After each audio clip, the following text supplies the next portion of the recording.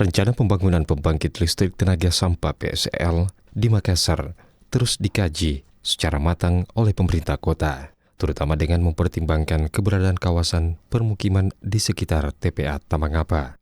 Kepala Dinas Lingkungan Hidup DLH Makassar Helmi Budiman saat dialog bersama RRI menegaskan bahwa aspek lingkungan dan kenyamanan masyarakat menjadi prioritas utama sebelum proyek tersebut direalisasikan. Menurutnya, Pemkot tidak akan terburu-buru dalam pembangunan tanpa memastikan teknologi yang digunakan benar-benar aman dan ramah lingkungan. Helmi juga menambahkan, pemerintah akan mempertimbangkan berbagai solusi untuk meminimalkan dampak, termasuk pengaturan zona penyangga, hingga kemungkinan penyesuaian tata ruang di sekitar lokasi.